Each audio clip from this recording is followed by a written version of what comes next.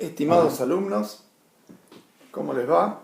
Ahora vamos a trabajar un tema sumamente importante dentro del programa que se llama indicadores urbanísticos.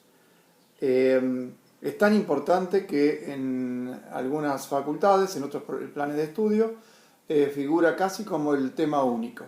Nosotros no creemos que sea así, pensamos que es tan importante como corrientes estilísticas y articulaciones y demás temas que están en el módulo, pero de todas maneras no hay duda que tiene una particular importancia al cual debemos abocarnos con mucha seriedad. ¿Qué quiere decir con esto?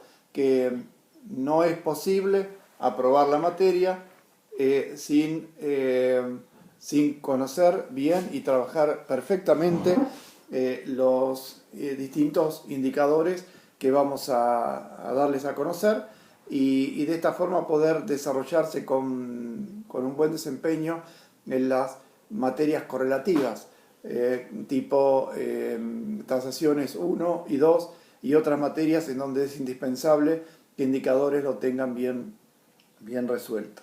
Bien, ¿qué se trata indicadores? Ante todo debemos decir que es una limitación al uso de nuestra propiedad. Nosotros tenemos un terreno, es absolutamente nuestro, pero el indicador nos limita su uso. ¿Esto por qué? No es un capricho de las autoridades municipales o provinciales, de acuerdo a donde provengan las leyes. Esto tiene que ver con el criterio de habitabilidad. ¿Qué significa esto? Que una ciudad, un criterio urbanístico, que una ciudad tenga que tenga condiciones de aireación, de superficie absorbente, de transparencia, de seguridad y de densidad también. O sea, son todos parámetros que van a hacer que una ciudad sea agradable a vivir o higiénica o incluso comercialmente apta. Se ha dado casos, porque uno lo primero que tiende a pensar es que, lógicamente, el indicador me limita mi capacidad de construir, por lo tanto, a la hora del negocio me va a limitar la capacidad de invertir. Eso es cierto, pero también miremos por otro lado, cuando en situaciones en donde no se ha dado esta limitación por su carencia, por ejemplo, en la Mar del Plata anteriores a los años 70, el abuso constructivo generó un efecto adverso en la inversión. ¿Por qué? Porque se construía mucho, sí, se construía a veces todo el terreno, pero esos metros cuadrados construidos, que tienen un valor, lo perdían en cuanto a que el público no aceptaba, no quería esas condiciones de vida planteadas. Por lo tanto, estas reglas, que repito, la mayoría son municipales, pero también las hay provinciales, están hechas para cumplirse. ¿Existen excepciones? Sí, vamos a ver después qué excepciones pueden ser alegadas. ¿Existen contravenciones? También, y vamos a ver cómo los organismos que tienen que controlarlo se ocupan de que estas cosas no pasen. ¿Existe corrupción? También, lamentablemente sabemos que a veces existe. Bien, en esta materia vamos a tratar de convencerlos de que la corrupción no es buena en ninguna de sus formas. Bien, para empezar tenemos que plantear en dónde están estas reglas escritas. Así como en el Código Civil están las reglas que tienen que ver con lo comercial, en el Código Penal están las reglas que tienen que ver con la convivencia entre seres humanos, en el Código de Ordenamiento Territorial es donde van a estar asentados los indicadores urbanísticos. Otra cosa que debo aclarar es que los indicadores urbanísticos son todos propios de cada localidad. O sea, hay un COT o Código de Ordenamiento Territorial de Mar del Plata, otro de Miramar, otro de Necochea, Villa Gesell, Buenos Aires, etc. ¿Tienen similitudes? Por lo general sí. Particularmente las ciudades grandes tienen similitudes, pero también tiene grandes diferencias porque tiene que ver con el plan estratégico de cada ciudad que va a orientar las densidades, las alturas y las distintas apariencias que cada ciudad quiere tener de sí misma. En algunas localidades muy pequeñas, y lo digo porque hay muchos alumnos que a lo mejor provienen de localidades pequeñas, pueden no tener un código de ordenamiento territorial o puede estar simplemente en etapa de facturación o diseño. Bien, de todas maneras, como nuestro título es de alcance nacional, es necesario que todo el alumnado domine estos rudimentarios conocimientos del COD y los indicadores urbanísticos. Otra cosa que me parece interesante aclarar es que hay algunas leyes o normas que son de origen, la mayoría diría yo, que son de origen municipal. En cambio algunas, como por ejemplo el importantísimo FOS, factor de ocupación del suelo, tiene un alcance provincial. ¿Esto qué quiere decir? Esto en la práctica tiene mucha importancia, más allá de la sutileza de saber de dónde provienen las reglas, porque en el caso del factor de ocupación del suelo, que ahora vamos a hablar de qué se trata, la municipalidad no podría dar una excepción de una norma que no la hizo ella. Simplemente la provincia le da la facultad o la obligación de vigilarla, pero no puede dar excepciones al respecto. Por eso que muchas veces se plantean posibles excepciones al FOS para que las plantee, para que las resuelva el Consejo Deliberante o el Intendente, y eso es imposible. No es posible porque son reglas que corresponden a la provincia. Bien, después vamos a ir contándoles algunos detalles de cada uno de los indicadores, pero me gustaría en este momento afrontar el problema en su totalidad. Ante todo debo decir que son cálculos sencillos, tiene que ver con lo matemático, pero son cálculos sencillos que más que nada tiene que ver con el sentido común y el sentido de proporción. No necesitamos grandes conocimientos previos de matemática, de geometría para poder resolver esto. Simplemente con un poquito de recuerdo del secundario o de la primaria más que del secundario y un poco de aplicar sentido común en conocimiento de la regla, podemos llegar a resolver los más complejos ejercicios de indicadores urbanísticos. Nosotros en los parciales, en los finales, le vamos a dar ejercicios que van a tener que resolver a total satisfacción. En esto también cabe una aclaración. En la vida profesional y en las ciencias exactas no hay cabida para el más o menos, o me parece, o se aproxima a. En la vida profesional tenemos que dar certezas, porque detrás de esas certezas que damos hay mucho, a veces, dinero en juego, expectativas familiares o de inversores en juego, y también, lógicamente, nuestro honor y nuestro desempeño profesional. Por lo tanto, no se va a permitir bajo ningún concepto el masomenismo dentro de una respuesta en este tipo de ejercicios. ¿El ejercicio está correcto, sí, o no está correcto en su totalidad? Como les dije, son ejercicios sumamente sencillos, pero a veces he notado a lo largo de los años que los alumnos tienen algunas dificultades en resolverlo. ¿Esto por qué? ¿De dónde viene? De acuerdo a mi experiencia, proviene en que pretenden utilizar como fórmulas matemáticas estancas y no el sentido común como vengo aclarando hace un rato. O sea, utilizar la razón para resolver esto. Le doy un ejemplo muy sencillo. Pongámosle que yo me equivoco en el enunciado del ejercicio y aparece un FOS mayor de 1. Y para esto vamos a entrar un poquito a relatar de qué se trata cada uno de los 3 indicadores urbanísticos que vamos a ver en esta cursada, para que se entienda dónde viene la raíz del problema. Vamos, en el Código de Ordenamiento Territorial, está dividido en planchetas. O sea, pongamos por ejemplo, la ciudad de Mar del Plata está dividido en planchetas. ¿Dónde podemos consultar estas planchetas? Precisamente en el Código de Ordenamiento Territorial que está presente en la página de la municipalidad. Uno cliquea página de la municipalidad y ahí se sitúa en donde diga COT. Y a partir de ahí lo primero que va a aparecer es un plano de Mar del Plata dividido en sectores geométricos.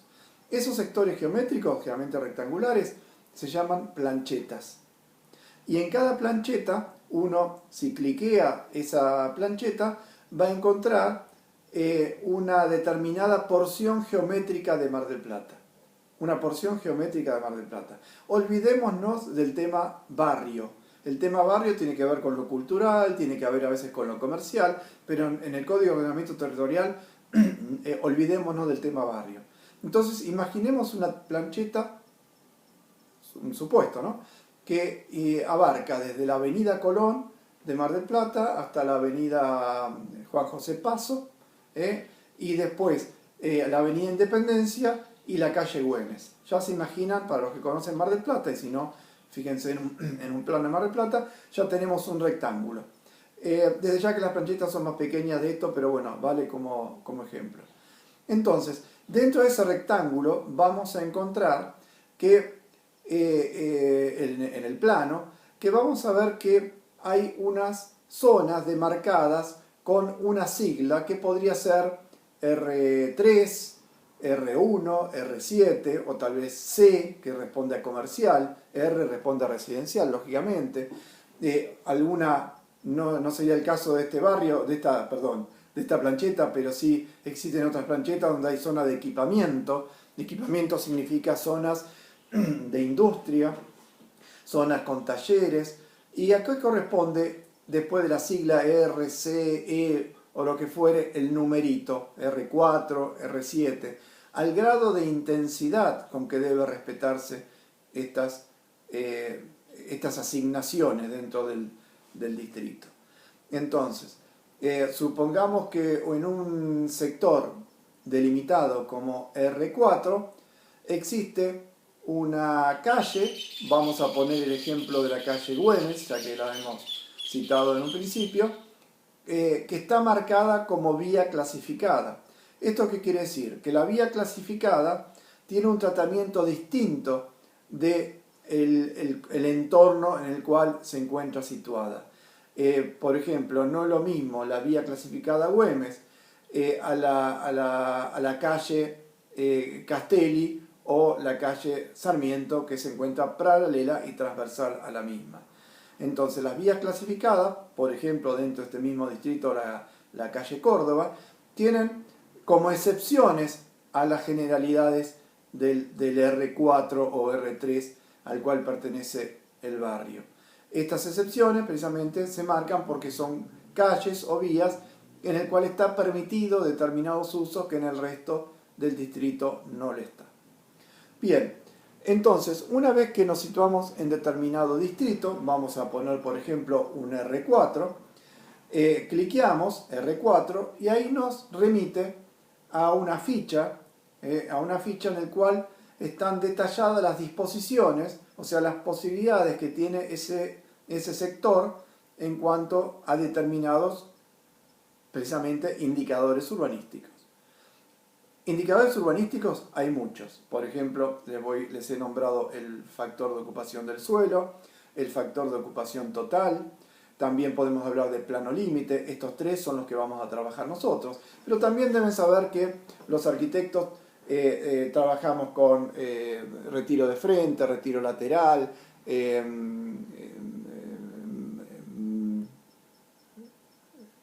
frentes internos, etcétera, etcétera. Estos, si bien deben conocerlos, deben mirarlos en estas fichas, los deben reconocer, no se lo vamos a exigir dentro de la ejercitación de la materia. ¿Por qué? Porque entendemos que lo que tiene que ver con el armado del negocio, con el potencial edificable, recuerden estas dos palabras que lo vamos a repetir siempre en cada ejercicio: potencial edificable. O sea, ¿cuánto vale un terreno o cuánto vale una propiedad edificada si su en relación a su capacidad de producir más. Vamos a un ejemplo muy sencillo. Yo tengo un terreno vacío. ¿Vale lo mismo ese terreno en las afueras de Mar del Plata o las afueras de cualquier ciudad? O sea, en el medio del campo, así es en el centro de la ciudad, aunque no tenga ninguna construcción edilicia. Y no, todos sabemos que no, porque sabemos que en las afueras de la ciudad voy a poder hacer una torre de 30 pisos, pero nadie me la va a comprar. En cambio, en el centro de la ciudad hago una torre de 30 pisos y todo el mundo, a lo mejor, si el mercado está dispuesto, me la va a comprar y lo voy a poder vender. Por lo tanto, esa torre tiene distinto valor de la otra torre en las afueras. Pero claro, en el centro de la ciudad hay graves problemas, por ejemplo, de habitabilidad y densidad. Por ejemplo, que ¿podrá las cloacas, el sistema cloacal, el sistema eléctrico del sector asumir la presencia de una torre de 30 pisos? Entonces, ahí está el límite. ¿Podrá airearse? ¿Podrá iluminarse las calles? ¿Podrá tener estacionamiento la gente que vive en esa torre en el centro? Ahí está entonces el límite que pone la municipalidad. Bien, esos límites entonces, en cuanto al potencial edificable, está regido por el COT, por 3 indicadores básicos. Factor de ocupación del suelo, que es de carácter provincial, factor de ocupación total, que es de carácter municipal, y tiene, sí, se pueden hacer premios o diferencias con respecto a lo establecido, de acuerdo a ciertas condiciones, y el plano límite, que es la altura máxima que alcanzaría el último plano habitable de una construcción. Con respecto al FOS, o sea, el factor de ocupación del suelo, o sea, realmente cuánto puede ocupar del suelo. Imagínense que mi terreno tiene 43,30, tiene 10 por 43,3 metros, tiene 433 metros cuadrados. ¿Yo puedo edificar todo mi terreno? No, porque de acuerdo al COT, en el punto que trata el factor de ocupación del suelo, o sea, el FOS, me dice que solamente puedo utilizar el 0,6, o sea, el 60% de mi terreno. ¿Esto queda claro? O sea, el 0,6 de mi terreno, o sea, 433 metros cuadrados por 0,6, me va a dar la superficie que yo puedo edificar. Un ejemplo más fácil todavía. Un terreno de 100 metros cuadrados. Si el factor de ocupación del suelo es 0,6 por 100 me daría que puedo edificar nada más que 60 metros cuadrados. Si el factor fuera 0,5, puedo edificar la mitad, 50 metros cuadrados. Creo que esto es fácil de entender y queda muy, muy en claro. Factores que alteran esta disposición. Por ejemplo, si yo tengo superficie de cocheras bajo nivel, bajo cota de nivel, no afecta al factor de ocupación del suelo. ¿Por qué? Porque no lo veo, no está a nivel del suelo, por lo tanto no está afectado por el factor de ocupación del suelo. Imaginemos en otro caso, que yo tenga una casa, una propiedad levantada sobre cuatro patas. Una columna, otra y otra, una losa y ahí una casa. Uno dirá, claro, pero yo no estoy apoyando nada en el piso. Lo único que apoyo son esas superficies de cada columna de 20 por 20 centímetros y todo el resto está arriba. Lo único que estoy apoyando es la proyección, imaginémonos como la sombra de la casa en el suelo. En ese caso, el factor de ocupación del suelo valdrá la mitad. ¿Qué quiere decir esto? Que si la casa mide 50 metros cuadrados dentro de ese terreno de 100 metros cuadrados ideal que estamos hablando, esto quiere decir que la casa en realidad me computará 25 metros cuadrados. ¿Se entiende? Por lo tanto, podría ser una casa más grande si está absolutamente elevada. Otra disposición que debemos tener en cuenta es que cuando una casa, un terreno, ya tiene una propiedad edificada, esa propiedad edificada deberá restarse al potencial edificable. O sea que de un terreno de 100, si yo tengo ocupado 20 metros cuadrados y el FOS es 0,6, lógicamente el potencial edificable, lo que voy a poder aprovechar del FOS, va a ser 40 metros cuadrados más. 40 más 20, 60, que es lo que me permite la disposición.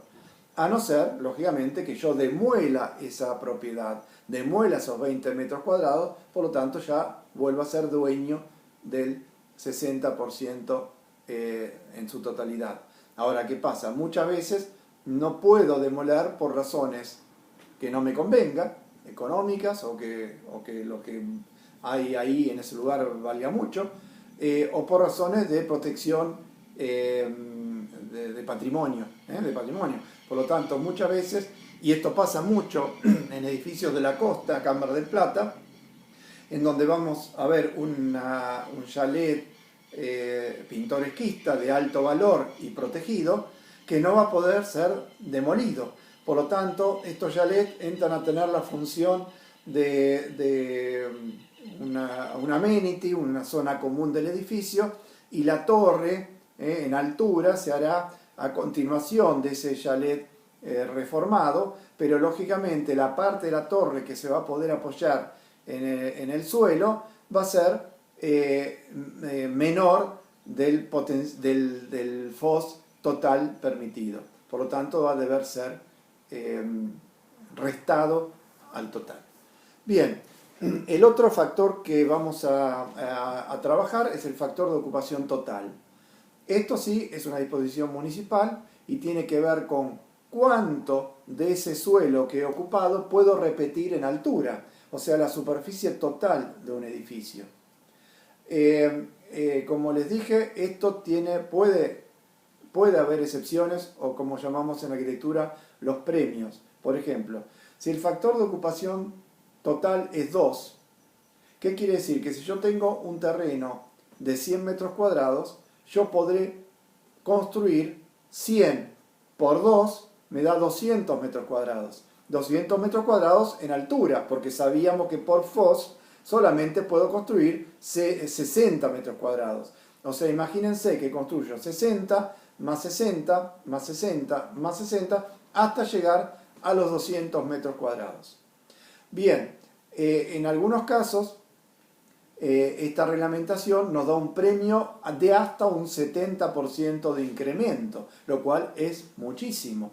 Ahora, ¿cómo nos manejamos con eso? Bueno, para eso estamos los arquitectos o los especialistas en indicadores urbanísticos, en donde podemos leer dentro del código algunas ítems en donde dice, a ver, si vos le cedés al espacio público tantos metros cuadrados de frente, yo te permito como municipalidad construir más metros cuadrados arriba, etcétera, etcétera. Hay un montón de situaciones en donde con un criterio de bien común o de beneficio general o urbanístico se permite invertir más de lo dispuesto originalmente por el factor de ocupación total. Esto es algo que tenemos que conocer. Lo mismo, si uno construye cocheras hacia abajo, no hay límite, no existe el límite. O sea, no se computan las construcciones bajo tierra dentro del factor de ocupación total. O sea, dentro del ejercicio que habíamos planteado, 200 metros cuadrados hacia arriba, yo podría construir 1000 metros cuadrados hacia abajo sin que la municipalidad me lo prohíba. ¿Esto por qué? Porque primero el límite de la construcción hacia abajo me lo pone la rentabilidad. Construir hacia abajo es caro y lo puedo vender únicamente como cochera, baulera o algún espacio muy, muy limitado dentro del código de edificación. Entonces, a veces no es conveniente construir hacia abajo. La otra motivo en el cual hay una laxitud tan grande en permitir construir hacia abajo es porque precisamente la municipalidad propicia e incentiva la construcción y exige muchas veces la construcción de cocheras. Por lo tanto, no va a ser la misma municipalidad quien la limite.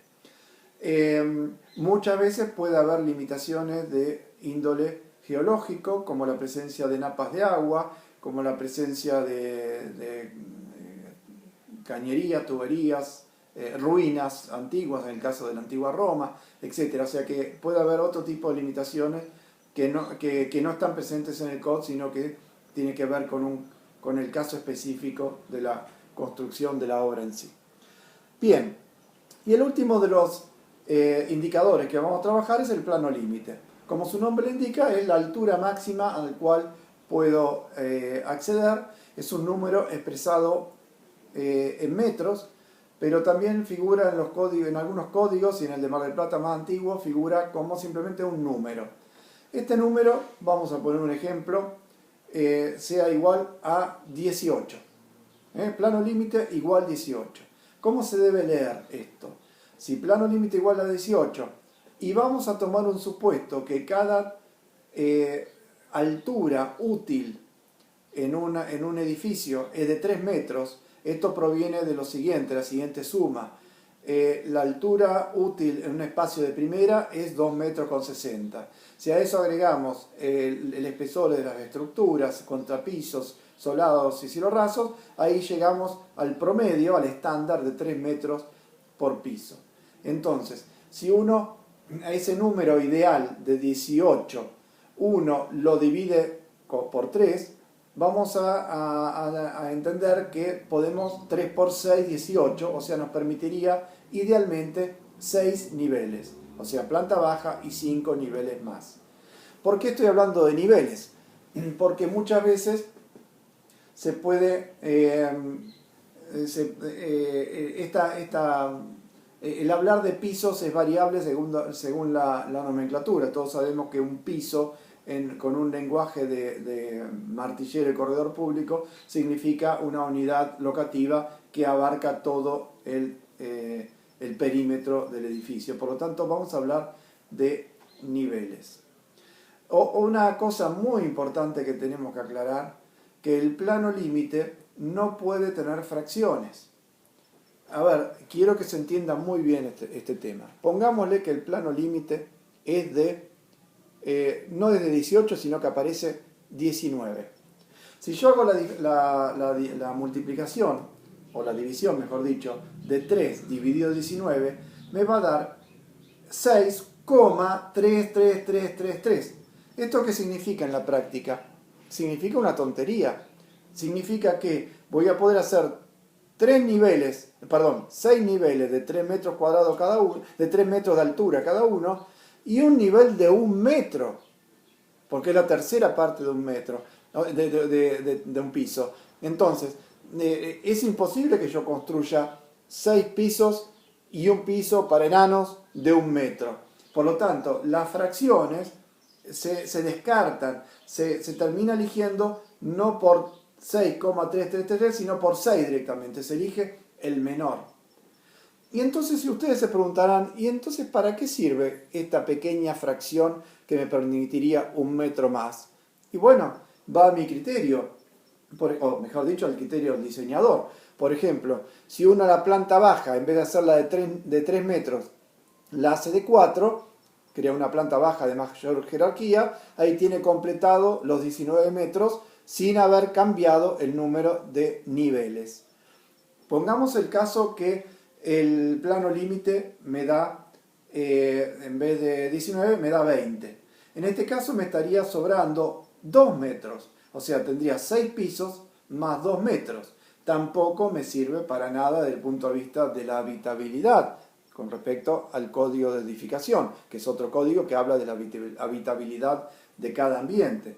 Entonces, ¿qué me permitiría estos 2 metros? Bueno, como en el caso anterior, podría subir levemente la altura de cada piso, o podría subir, llevarlo a 3, 4 metros o 5 metros la planta baja. Son criterios de diseño. Imaginen un local con una altura considerable. O también lo que se da mucho es que se trabaja lo que sería el patio inglés. O sea, se sumerge en la tierra los 2 metros y entonces me permite, o 1 metro en este caso, y entonces me permite hacer 7 pisos. ¿Por qué? Porque el metro que me faltaba para el piso lo sumerjo en la tierra 1 metro y ahí ya tengo los 7 pisos. Esto se da bastante en las construcciones, por lo menos en zona de Mar del Plata, que ojo, no tienen que ser zonas inundables lógicamente, sino que se da más que nada en las zonas de alto costo y en la Loma Estela Maris, por ejemplo, en donde el terreno vale mucho. Van a ver entonces muchas propiedades, muchos edificios, generalmente bajos, donde tiene una bajadita para acceder a una planta baja en un bajo nivel, por lo general 1 metro. Los ingleses, por una cuestión cultural, hacen una bajada de 2 metros, con lo cual se genera lo que acabo de decir, el famoso patio inglés, en donde permiten viviendas casi enterradas, en donde emerge nada más que 1 metro. Esto en la cultura argentina no es aceptado, por lo tanto no tiene valor de venta, no, se trata de evitar. Otra cosita que me había olvidado de comentarles con respecto al FOS, factor de ocupación del suelo, es que si ese espacio sumergido se eleva nada más que hasta 1 metro sobre cota de nivel, 1 metro sobre cota de nivel, tampoco influye en el factor de ocupación del suelo. Bien, entonces queridos chicos, a partir de este momento, aplicando estas ideas que hemos vertido en este video y con el auxilio de un módulo que ha realizado Bernarda para que ustedes practiquen. Bernarda es mi JTP, que es aparte de ser hija mía, arquitecta, las va a acompañar a ustedes en el proceso de práctica de indicadores urbanísticos, que son con que ustedes realicen, una vez que lo comprendan, realicen una serie de ejercitaciones que tienen que ver con la vida real y en donde puedan con absoluta idoneidad manejar este importantísimo tema, como decíamos en un principio. Entonces, ánimo y muchísimas gracias.